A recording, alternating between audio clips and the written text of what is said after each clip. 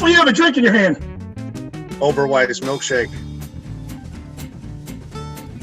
Welcome to Machtails from the Cantina, episode 2, with a very, very special guest, somebody that is usually behind the camera, but because of unemployment... For good reason. For good reason. But because of unemployment and the state of current affairs, he is on my show as a guest, my old friend, my business partner, and my partner in crime, Mr. Ian Vacek. Without a drink, I'm surprised. That's not the right background, is it? That is... I'm trying to find out what that background is. Is that Star Trek? That might be a Star Trek because it doesn't look familiar to me. All right, well, let me do something here real quick. You can't do this show without a drink. I'll go get a drink. Okay. There you go, Cloud City. That's good. Hey, you gotta have a drink. You gotta have a drink. Start over. Welcome back. This is a Lost Abbey. It's getting lost. Yeah, I see that. Red Poppy Ale. I don't think I've had that one before. From 2014. From 2014. We're gonna just drink it right straight out of the bottle too. Are you really? Hey, the tulip glass. Hey, cheers. Ah, it smells. I can smell it from here. Hey, I don't care. I'm gonna be savage. Amen to that, man. I think we're all being savage a little nowadays. So man, that's good. I only had one beer left in my fridge, and I wanted to drink after my one beer, so I am drinking a Mark West Pinot. It's like an 87-point wine for a fraction of the price. That is what I am drinking tonight. That is what I am drinking this afternoon. You and I go way, way back. Way back, like how many decades? 1, 2, 3, 4 decades? Oh, so we're into our 5th decade. You become such a good friend of mine, more like a brother, that we both did our last day of work for a corporate client on March 13th, and everybody was staying away from each other. And when I saw you show up at the job site, I gave you a hug. I'm like, if you're getting the coronavirus, I'm going to get it too, you know? Brotherly love right there. I'd give you a hug right now if I could. Yeah, well, it's good to see your face, you know? It's good to see your face. It's been a little while in quarantine. We kind of lost touch along the way. You had come to see my band for the second time. The first time is not to remain on record. I don't know. That was a little weird. Well, first you got to go back too. Like, I moved away in high school, and then we ran into each other and hung out in college for a little bit. Yeah, and even kind of before college, you know, a couple late night keggers at my old house after my mom moved out. You came to quite a few of those parties. I do remember earlier, and I think we've talked about this before, you sneaking out of your house when we were in junior high, coming over to my house, sneaking in the window late at night, and you and I playing, like, you came over with a duffel bag full of Nintendo games. All right. The old NES. Yes, and I think we played Castlevania, I think we played, like, in the middle of the night, and then you took your duffel bag and went home and snuck back out my window. Well, it's funny. The reason why I snuck in, because at that time of our life, your mom did not really care for me. She thought she was being very judgmental and kind of stereotyping me because I had long hair. She thought I was a Satan worshiper, which is very, very far from the truth. It's because you wore the Halloween t-shirt. Yeah, but then I borrowed I'm like, okay, she thinks I'm satanic, so I borrowed a King Diamond shirt from somebody just to piss your mom off. But now your mom loves me like a son, as she says. as she says. Yeah, I did plenty to piss her off around that time too. I'm sure you did. I'm sure you did.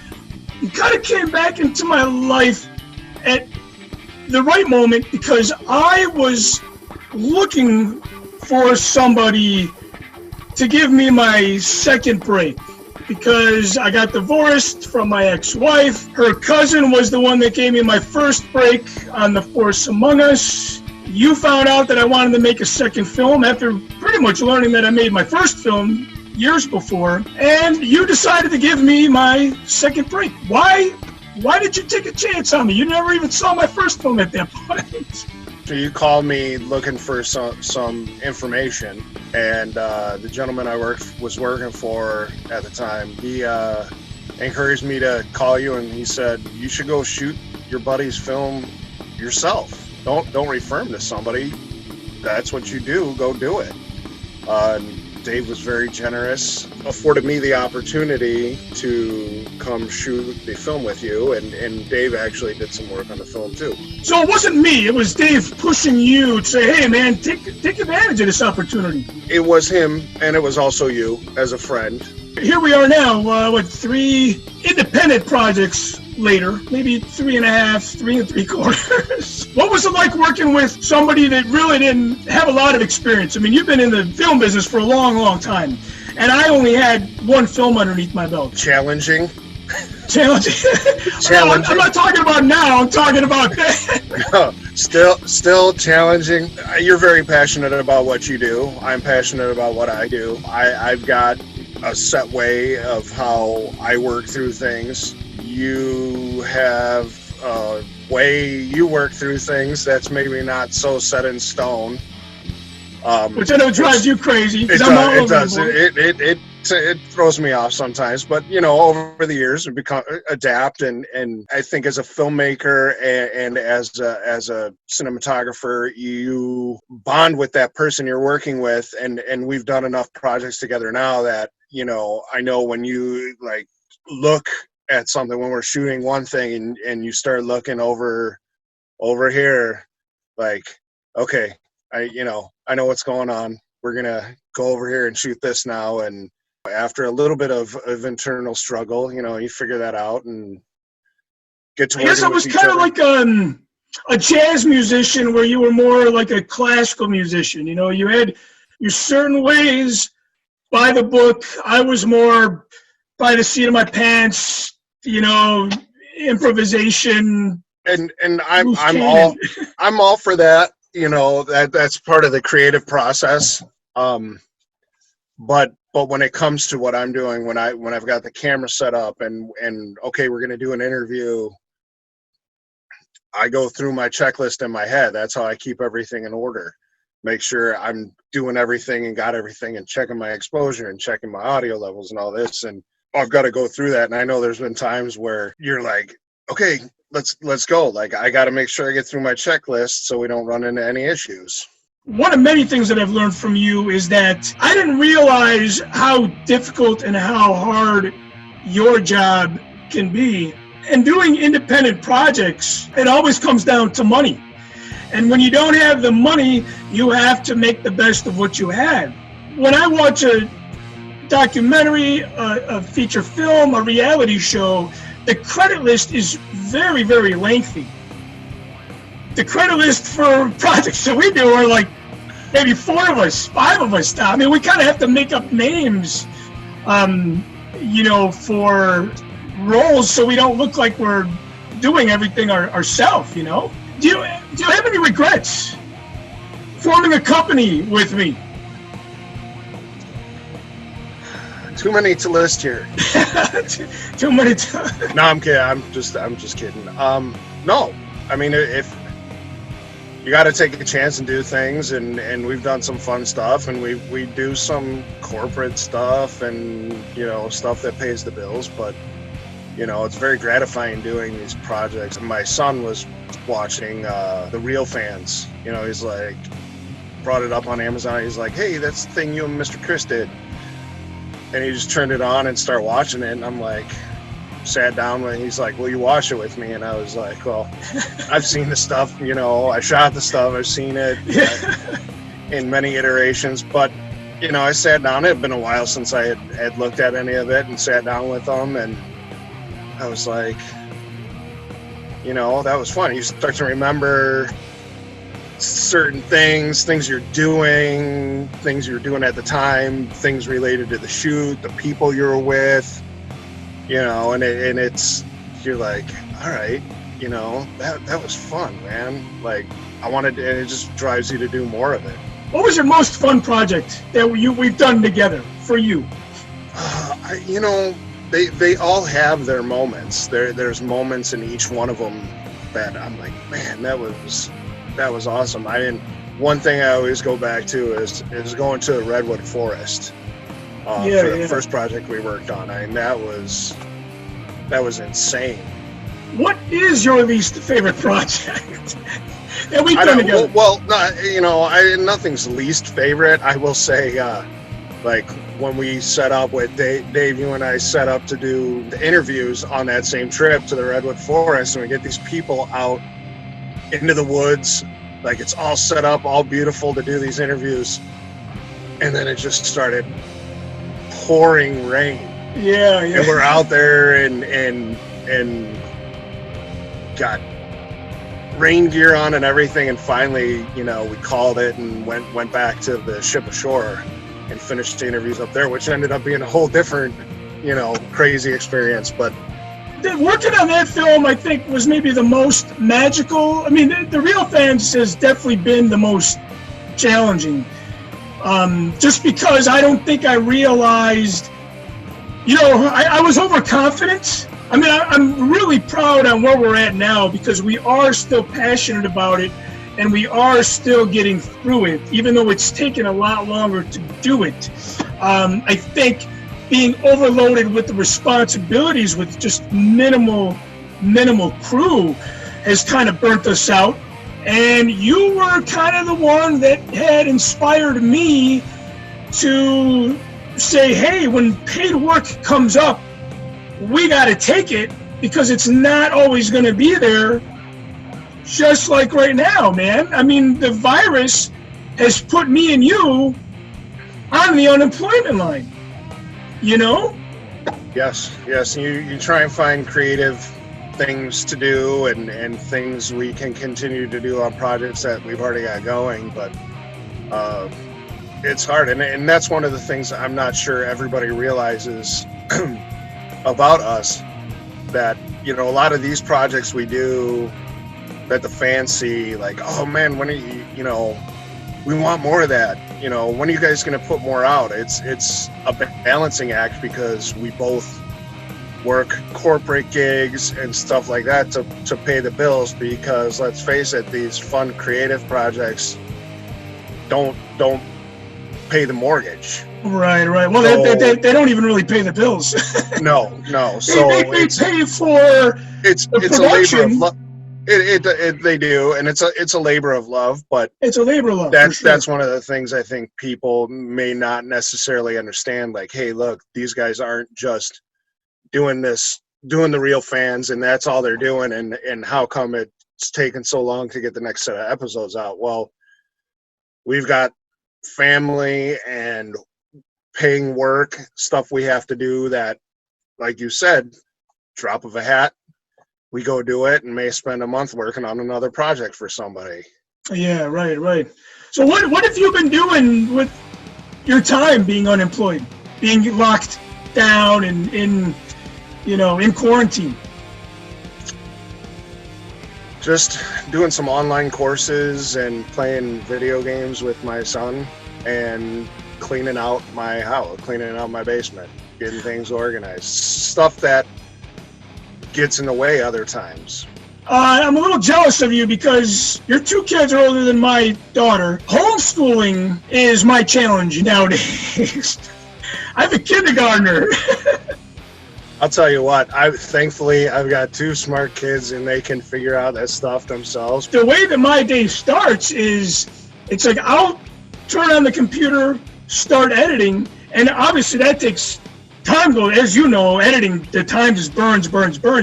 And I feel like between me and my wife, if we're not removing our selfish needs, watching Netflix, editing, cleaning the house, whatever. Our daughter's education right now is kind of in our hands. Baseball or hockey for you? What are you a fan of the most?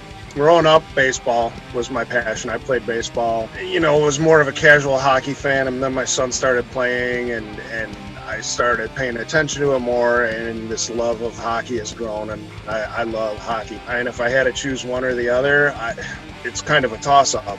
Hockey does move a lot faster, I will say that. Sometimes baseball gets painfully bogged down. That's why I like, as you know, I got the nickname the Machtails, and that's what I love about baseball, is that it slows me down. And I go at 1,000,000 miles an hour. You know, hockey, I love hockey. It's fast, but it's like, I feel like I'm watching myself on steroids, you know. It's too... Yeah, it can get your heart rate going pretty quick. And my heart rate is already super fast as it is. So, okay, Cubs or Sox? I've always been a Cubs. It goes back to my watching Cubs games, listening to Cubs on the radio with my grandfather in Michigan growing up. My allegiance, if it came down to it and the two of them are playing in the World Series, I'm going with the Cubs all the way.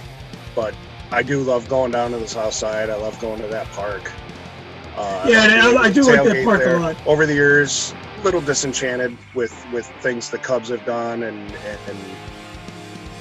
the amenities and things have gotten better, but I still don't think they're great. Yeah, well, especially not for the little ones. I would rather take my daughter to the Sox park instead of Wrigley, for sure. Oh, definitely. As a family, going to a Sox game is 100 times better. Do you listen to any Star Wars music? Do you own any of the soundtracks, or do you? I do not. You don't. What are your top 3 albums during the last 2 months, which pretty much is quarantine time? You know, I don't know. I don't think there's any one album that I've gone to, because I've gone to deeper cuts on stuff. I've gone through the music library, stuff I haven't listened to in years. If you told me I could only ever take 3 records out onto a desert island, that's I don't Black Sabbath, definitely. That's my number 1 record of all time. Like, I could listen to that over and over and over and over, just from front to beginning. It's like classical music. It's just one piece of art that is phenomenal. It blends together. Yeah.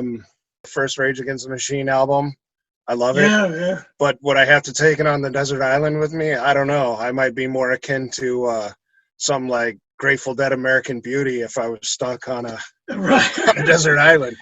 I guess it would depend what's there. Like, is there a magic margarita machine out there? You know? Yeah, like when you're sitting on an island listening to Rage Against the Machine, the first album, I don't know, maybe a little, like you said, Grateful Dead, Bob Marley, that might, margaritas in hand. Speaking about Rage Against the Machine, me and you and Patrick have tickets for the reunion tour, but man, I'm gonna miss. Not only am I missing baseball, but I'm gonna miss concerts, man. What was your first concert that you went to? First concert I ever went to with friends. I went to see They Might Be Giants at the Vic. First concert your parents took you to? Because you said friends. I don't think my parents ever took me to a concert, to be 100% honest with you. Okay, so They Might Be Giants. My parents were music fans, but more just kind of what's on the radio, whatever. My dad was a huge Beach Boys and Beatles fan, so I've got all his old vinyl, and he's the one who got me into like Zeppelin and Pink Floyd and stuff. But we never went to see live music. Did your dad see any of those bands back then? My dad did Beatles, the Who, the Rolling Stones. So your dad did see a lot of concerts. Your mom not so much. No. If anything, I would think my mom would have probably seen like Neil Diamond, Johnny Mathis, who I believe she saw. The first show I went to was my junior year of high school. But then I know me and you, oddly enough, too, I remember bumping into you in the mosh pit at two different shows. One was Alice in Chains in 92, and then the other one was in 93, Rage Against the Machine at the school that you went to. You went to the school. Oh, yeah, at NIU. One of my favorite all-time shows was Iggy Pop at the Metro. You know, I've seen him a handful of times. Always been a great show. Yeah, you know, I've never seen Iggy. I got into the Stooges pretty heavily, obviously much later on in life. And for those of you that don't know, when we were coming up with the name for our production company, we ended up with Lust for Life, which is the Iggy Pop song. I really wanted Vacek Productions. We kind of did the Walking Dead documentary under that name, and it kind of reminds me of the Rankin Bass.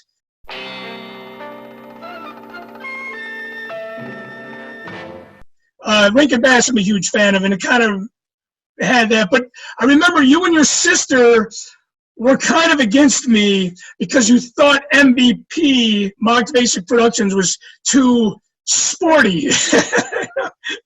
Sounded more like a sports film company, as opposed to, you know. But a lot of people are like, oh, what's Lust for Life?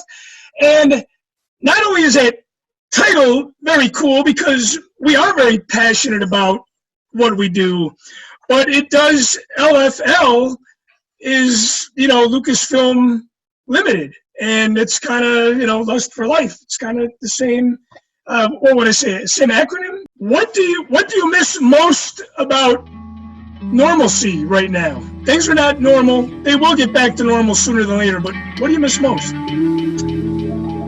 To be honest with you, what I'm missing most, aside from you know, going to work, getting out, going to work, seeing work colleagues, hanging out with you, the biggest thing for me is my kids have lost sports seasons now, and stuff I was looking forward to, and those are things that my kids are very passionate about, and I love watching them compete and play, and it really sucks not being able to do that right now.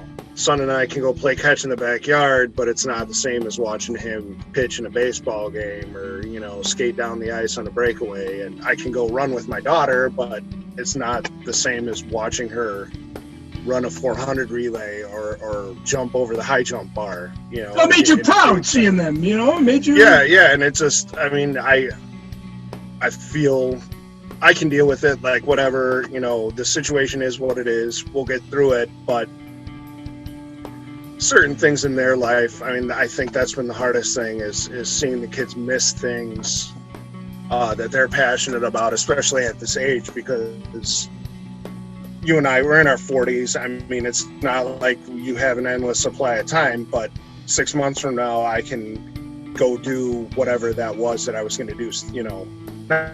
Yeah. They don't get that time back. They're both going, you know, one's in high school, one's going into high school, and you lose that time. You never get time back, but especially that is so specific. Yeah. You know, you sure, don't get sure. 8th grade back. You don't get, you know, your prom back, that kind of stuff. But for me, you know, I can go about with some semblance of life. I mean, I do miss going to a brewery, you know, with the wife and meeting friends at a brewery, and the kids don't miss that though. No, the kids definitely do not miss getting dragged to the brewery. Where my wife and I are meeting each other at the table out on the deck. Yeah, right. Would you say you guys are arguing now that you're all cooped up? Are you arguing more? No, I think things have been less stressful because my wife is still working and seems to be working like even more. I mean, she worked a lot to begin with, but it's like it's given me a better appreciation for seeing exactly what she does. I mean, I knew what she did. I was familiar with what she did. And your wife works for the Village of Aurora. Yes, City of Aurora. For me, at least, I mean, the work isn't there. The corporate meetings are gone. The conventions are gone right now. Yeah. And then not having to run around as much as I do miss that stuff. If anything, I think it's me just being stressed out, not working, not having to work. That's it's stressful for me not to work, for sure, been, you know. Times where I've admittedly blown up. It's not easy. Kind of got to the point where you come to grips with reality and like, okay, this is how it is, and what can I do to make the best of this situation and not be up and down, because that's how I was the first couple weeks. Like, just I'd get all spun up, but now. Yeah. I know in the beginning I was down, but thank God I wasn't down for a long time, maybe five days. And I've been getting a lot done. I've been working on the Star Wars collection in the basement. You obviously have seen that mess. I've been editing, and you know how long it's taken us to get this far with these episodes of the Real Fans of the Saga. What's the first thing you're going to do when the stay-at-home order is lifted? I feel like the first thing I want to do is have just a big barbecue, which is probably not the most prudent thing to do because gathering of people, right? Yeah, I'm sure, but I mean, I think that's one of the things, like, you miss, like, having neighbors and friends over. And me and you are very lucky that we both have great wives and great kids, and I think when you're stuck with great people. I guess it depends, how well you get along with the people you live with. There's either, like I said, there's either going to be a lot of babies being made or a lot of people filing for divorce. What would you say your vice is? Everybody's got one. Craft beer. Craft beer? Are you drinking more now that you're unemployed? I've dialed it back a little bit, but what else do you do? Like, you're sitting around, you have dinner, you're playing cards with the family. Yeah, and there's the responsibilities have been trimmed. Yeah, I don't have to drive anywhere. I don't have to get anybody to practice at 9 o'clock at night. So. Yeah, right. Why not? Why not indulge? And now, you know what? I wanted to ask you, do you have any? You don't have a Star Wars collection? No. Do you have any Star Wars memorabilia? No. There's got to be one. All right. No vintage, nothing vintage. My mom, there's only a handful of things I have from childhood. A couple baseball gloves. But you do have a collection. I know about this. Baseball cards. No, what craft beer? Oh, yeah. You're like, that's a given. How many bottles would you say are in the reserve right now? No comment. No comment. I love it because your wife is always like, give that beer to Chris. Not as much as there was 6 weeks ago, that's for sure. That's right. When it first started, I know I text you too. I'm like, I'm on my last beer and it's a cider. I'm like, I need to get to your house. Out of everything that you own, collectible-wise, I know you have beer. You should have baseball cards. I know you went on the Funko Pop kick for a little while. What's your favorite piece in your collection? Man, that's a very good question. That's a very good question. One I'm not prepared to answer. You have to think about it. I do have, so Kill Bill is one of my favorite movies, and I have the Funko Pop Kill Bill collection that I got a number of years ago. That's unavailable, so that's probably, that's a fun thing to check out, look at. But You mentioned vintage Star Wars. What's your first Star Wars memory? First Star Wars memory was going to see Empire with my dad. Came home from work early and we went to the theater by the house in Crest Hill. I have a memory of standing in line with my dad and my sister Courtney in the theater. I'm assuming that it was Yorktown, just because that was kind of close. And I remember it raining outside. I don't know if that memory is correct, but that's the one I have. I have a memory of Return of the Jedi as well. Driving up and my mom going, "Oh, they sold out." And we were all excited, and then we had to come back. And I remember going to the movie, driving around in my mom's like 79 Toyota Celica. You might remember that, you might not. I'm sure you had a ride or two in that car.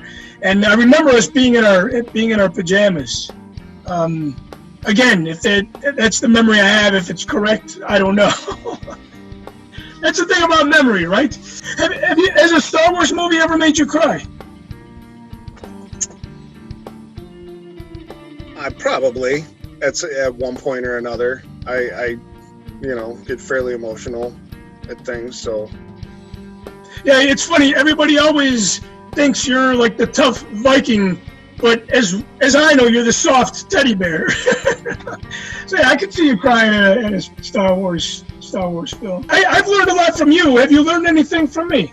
Oh yeah, for sure. I mean, there's lots of things, like just different ways of looking at things in terms of what we do and what we shoot, and not everything necessarily needs to. There still needs to be some checklist, but right.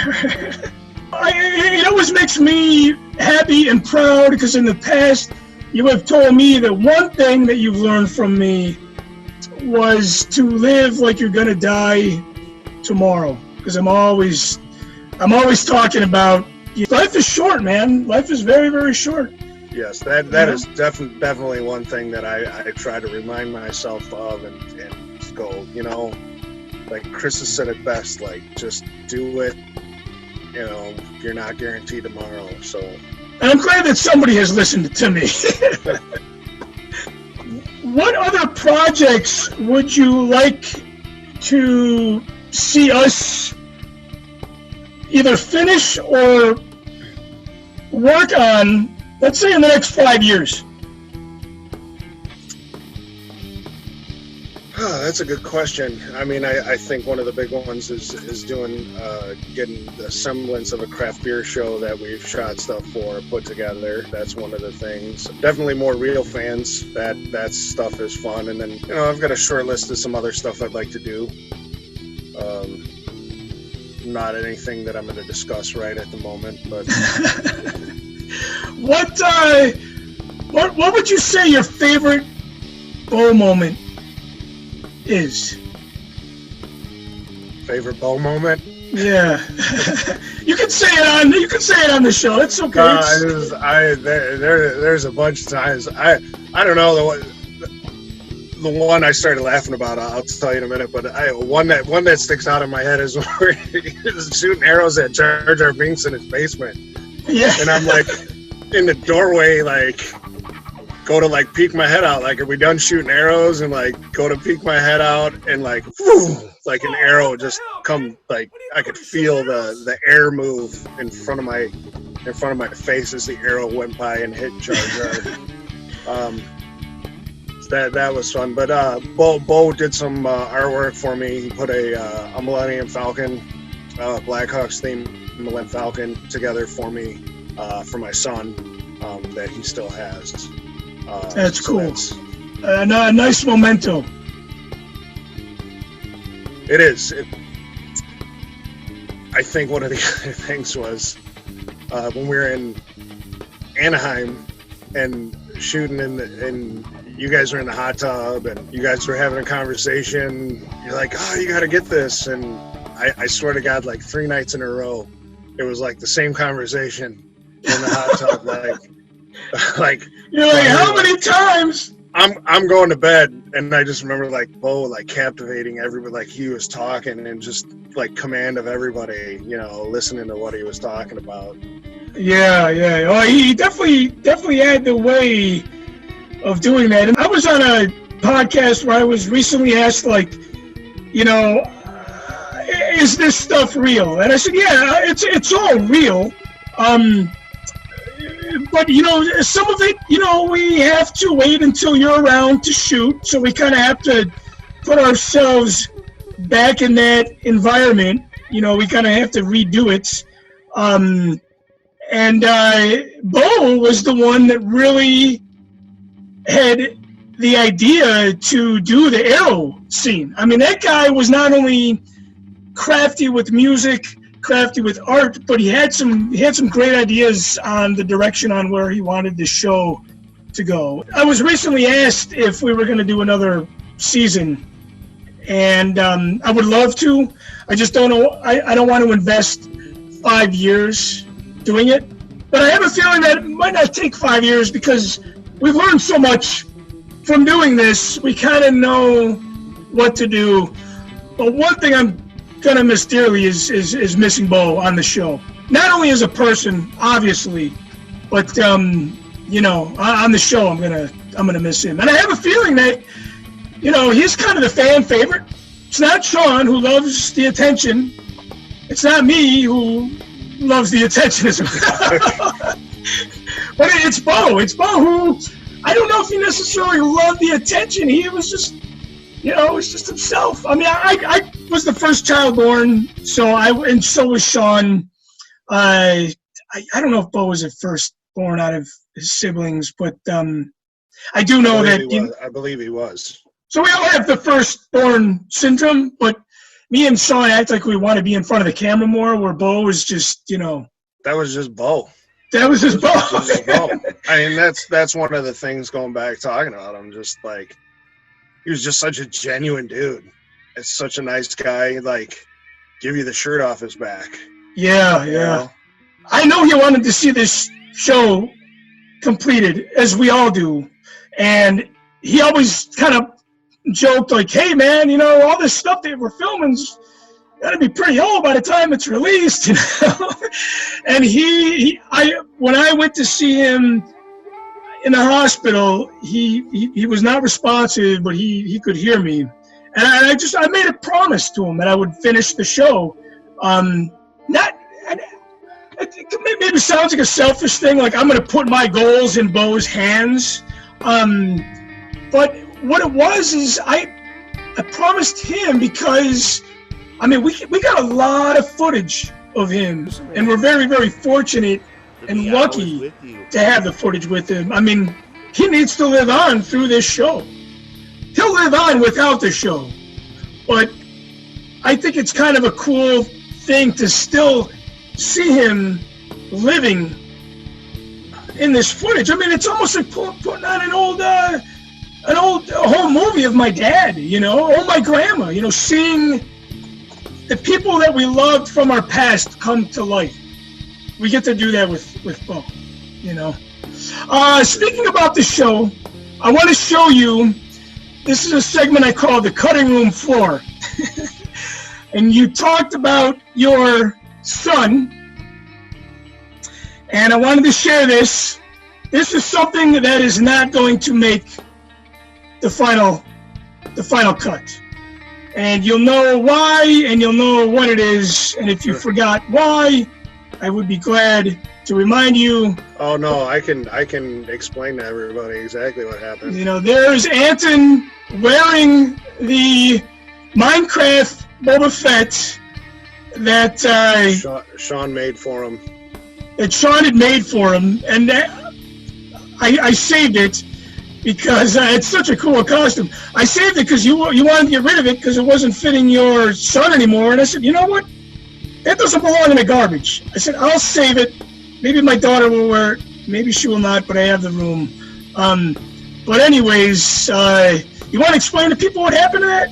I believe, if I recall correctly, what happened to that was we were shooting stuff, maybe shot some interviews with the lav microphone, and I had the camera set to go to the lav, and then never turned the camera mic back on for all the. So we have all this footage from the fun stuff, but no audio for it. We had a whole episode planned revolving around the minor league team of what now is the Las Vegas Knights. It was the St. Louis Blues, right? Yes. It's the Chicago Wolves.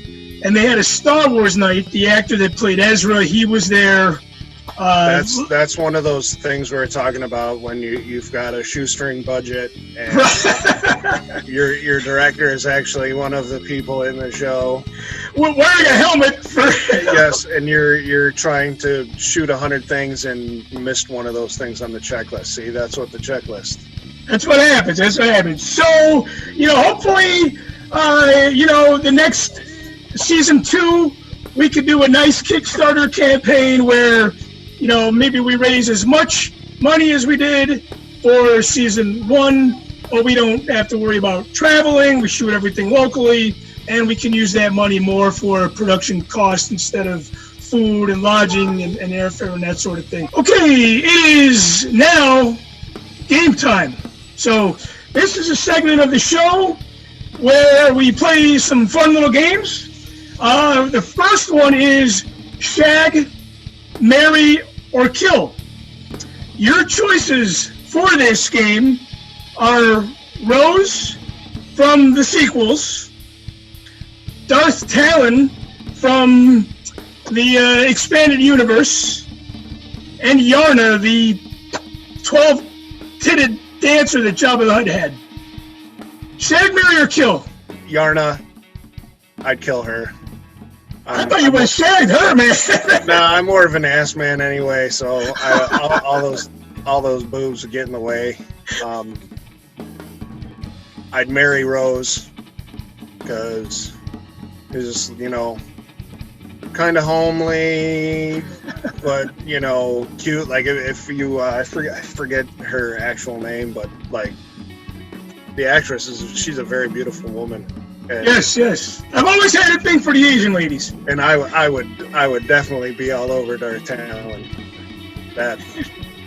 If Bo was playing this with us, I have a feeling that he might. I don't know. Something tells me that Yarna might have been a good cook. Maybe, but Rose doesn't deserve to get killed. No, unfortunately, some people, as you know, the Star Wars fan community has been so divided and so irritated. Every time I think of the word irritated, I think of you because you get irritated a lot. Me? Poor Rose, I think a lot of people don't like her. I personally don't mind her. I don't mind her. But, I always bring her up on this show. Not that we've had a lot of these shows. Second time I brought her up, just because I know people, I have very, very mixed feelings about her.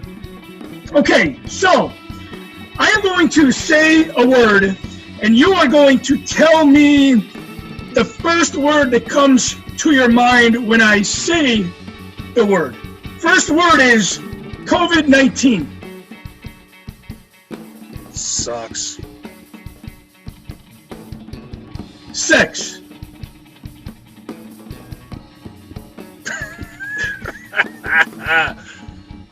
I'll keep those thoughts to myself. Are you pleading the fifth? Yeah. If you're pleading the fifth, when we plead the fifth. After this, you're using it now. Okay. Third word. Bo Glazer. Genuine. 80s pop music. Tiffany. Tiffany. Okay. Wine. Pinot Noir. Rogue One. Chris Mocked. And the last one is Jabba the Hutt. Fat ass. Okay. If you could be a Star Wars character. Boba Fett.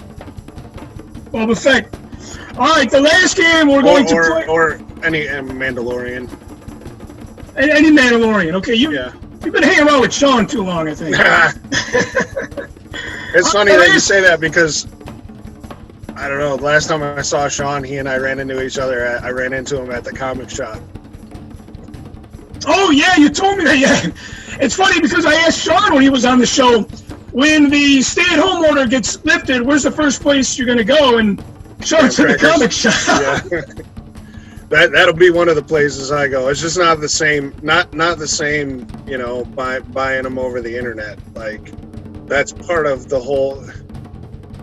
It's like going to breweries, you know. I could go to Binny's and buy beer, which I do, but it's fun to go to the brewery and have the beers that are made there by the people that. Yeah, I mean, same thing. Atmosphere is always good, and there's a lot of conversation that happens at the brewery, and same with the comic shop. I really hope that people start to appreciate every element of life because of what we're going through. Maybe they appreciate being at home, being with their family, not being able to go to the comic book shop, not being able to go to a baseball game. I don't want people to take things for granted from here on out, you know? And I really hope that's what we can all walk away with when this is over. The final game, wrapping up the show, this one's called Plead the Fifth, but you already used that. I believe it was with the word sex. So you have to answer all these questions. Or in classic Ian Basic Chris Mock style, if you want, you can go tell me to fuck myself. Okay. Have you ever masturbated to Slave Leia?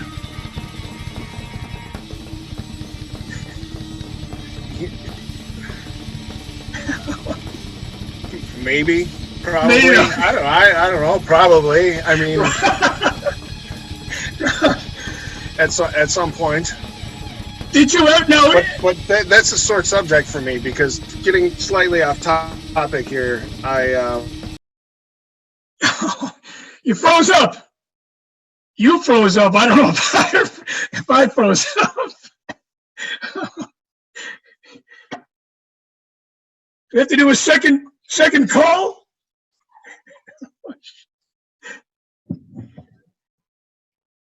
I lost you. You froze up. Did I freeze up?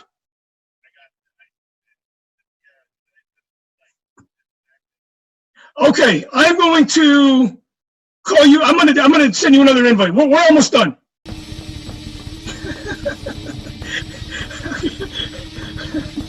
Fuck, I'm just knocking shit all over the place here.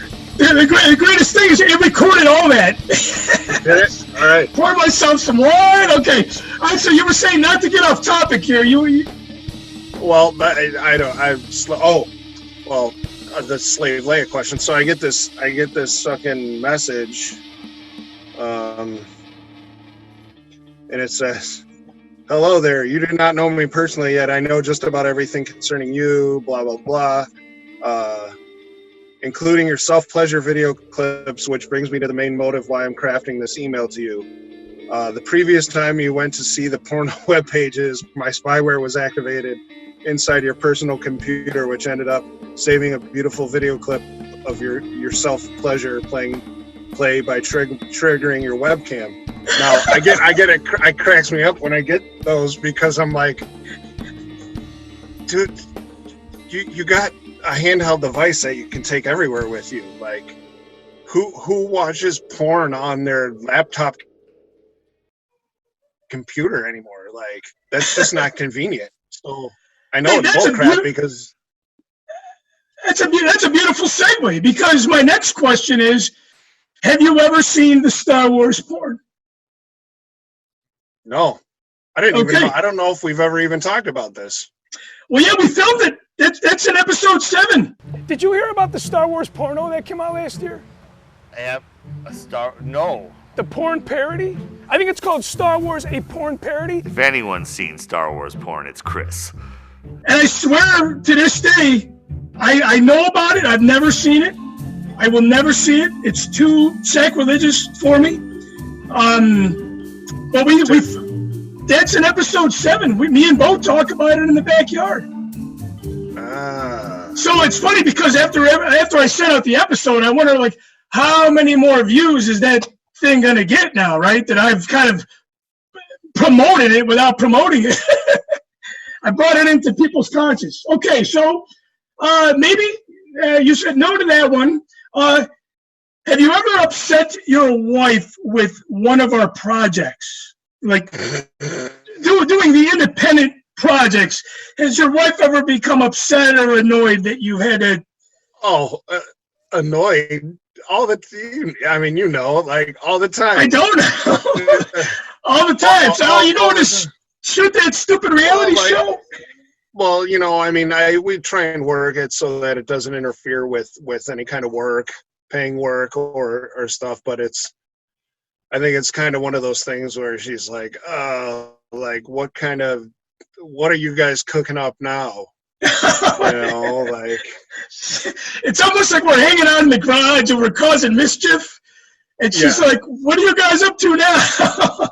It's like we're like 12 years old again. Yeah, it's like we're 12 years old again, right? Hey, it's like she's our mom, right? Okay, last question is, have you ever tossed out one of Anton's Star Wars toys that he's outgrown without thinking of asking if I wanted it first? No, I've never tossed anything out. That's good. That's good to hear. I think, passed along stuff to you. I've stuff my brother had given me. I gave back to him for his kids. I don't think anything's been thrown away, because there's people that like the stuff. Like our nephew is a huge Star Wars fan, so he gets a lot of the stuff, all the Legos, all that stuff. So I would never any of that. I mean, there's other stuff I'd get rid of, but that stuff, there's too many people in my sphere that are Star Wars fans that would appreciate it. I mean, I think the one was, I think you might have been at the house, and we're filming my daughter for the first film, and it was, she had an old, like clone trooper helmet on. Yes, I have that in my collection now. Yes, you. and that I think I was actually just going to toss into the recycle bin. But and I'm like, oh, you're throwing that away? Yeah, I'll take it. But I think since that moment, that moment probably changed things. Oh, that's good. Like I said, like I told my wife, I'm not a hoarder. I'm a collector. So it's good. Well, hey, man, I want to thank you for being a guest on my show. It was a little strange interviewing my business partner. I did interview you for The Force Within Us, but it's good to have you on the show. Anything you didn't find out what you want to, like after, is that a bunny on your shirt? What's on your shirt? Yes, that is a bunny on my shirt. That is the Rankin Bass. Okay. Rankin Bass, here comes Peter Tontail. Because when you said again, oh, you didn't answer the word association for sex. After you said it the second time, furry bunnies is the only thing that came into my. The furries? The furry? No, not furries. Just fuzzy, like fuzzy bunny. I don't know why. Maybe it's because you got that shirt on. Because I'm not into that kind of thing. Right. I should have asked that for plead the fifth. All right, man. Well, thanks for being on the show. Cheers. Got to do this virtually now. It's the way. Cheers. As they say in The Mandalorian, this is the way. And we will see you next time on Machtails from the Cantina. So long, everybody.